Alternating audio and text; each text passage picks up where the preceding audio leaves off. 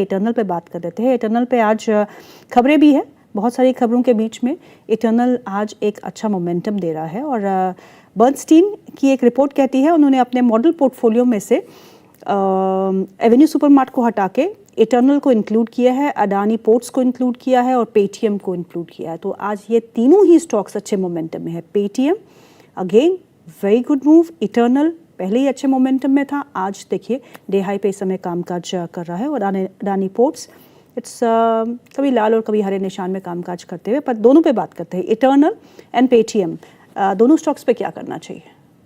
अगर हम इटरनल का बात करें तो मुझे लगता है कि बने रहना चाहिए, और एज वेल एज मैं बहुत टाइम से इसमें बुलिश हूँ, और हम लोग एक 230 से एक कवरेज भी स्टार्ट किए थे। मुझे लगता है कि 340 ऑन द वे, क्योंकि 345 340 के आसपास का एक सप्लाई जोन है, वहाँ पे थोड़ा बहुत सेलिंग प्रेशर आपको देखने को मिल सकता है, क्योंकि प्रीवियस रेजिस्टेंस था। लेकिन अकॉर्डिंग द चार्ट जिस तरीके से हायर हाई वीकली चार्ट पे मेंटेन एंड मंथली चार्ट पे सपोर्ट लेने के बाद चल रहा है 340, उसके बाद आपको ऑल टाइम हाई भी इटरनल पे आते हुए दिखाई देंगे।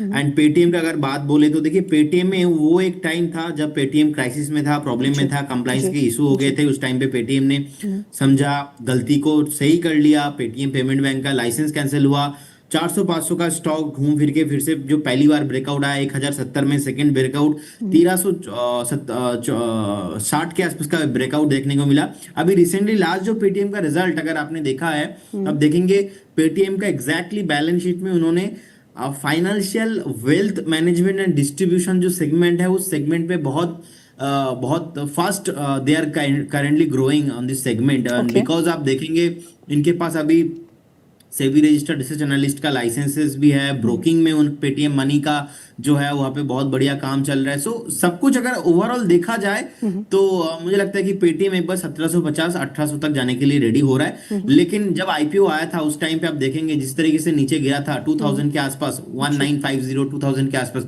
मुझे लगता है कि वहां पे आने के बाद एक सप्लाई, एक कहीं ना कहीं सेलिंग प्रेशर आपको फिर से आते हुए दिखाई देंगे। लेकिन अभी भी पेटीएम को कोई भी प्रॉब्लम नहीं लग रहा है, बने रहना चाहिए। और पेटीएम में जो बर्नस्टीन ने टारगेट दिया है 42% upside, 42% upside means crossing 2000 levels comfortably.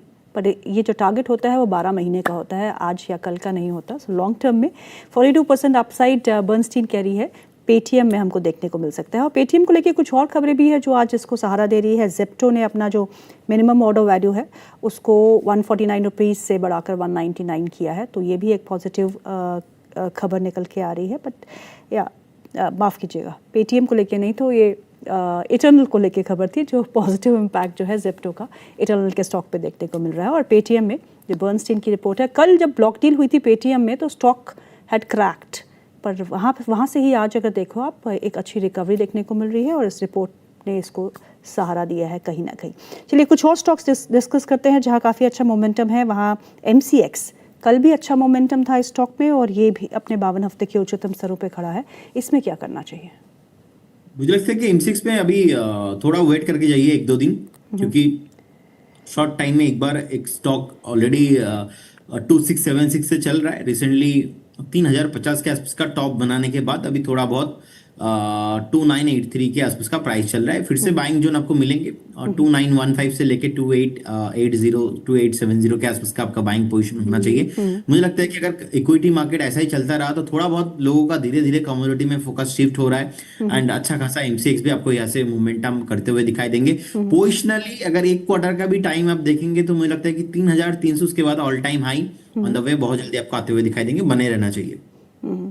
L&T finance के स्टॉक को देखिएगा पर प्रदीप, वहाँ पे जो है it's has got is highest target price from Macquarie, और उसके बाद जो है सब की नज़र जो है वो L&T फाइनेंस के स्टॉक पे बनी हुई है। एक अच्छा मोमेंटम हमने लास्ट ईयर कुछ क्वार्टर्स में हमने देखा है, थोड़ा बहुत करेक्शन भी आई थी, लेकिन अब एक बार फिर संभलते हुए ये स्टॉक। और इसमें क्या करना चाहिए, क्या खरीदना चाहिए 315 के लेवल पे या नहीं? 400 का टारगेट की बात कर रहे हैं मैक्वायरी। मुझे लगता है कि मैं अभी तो मैं थोड़ा अवॉइड करना पसंद करूंगा, क्योंकि ऑलरेडी सप्लाई जोन के आसपास है। इसका बेस्ड बाइंग लेवल रहेगा ऑलमोस्ट 275 से 280 के रेंज पे। अगर नीचे आती है तब जाके आपको बाई ऑन डिप करके चलना चाहिए, otherwise I should avoid currently because of 315 316 के आसपास अभी भी मुझे लग रहा है कि यहाँ से थोड़ा बहुत आपको गिरावट देखने को मिलेगा।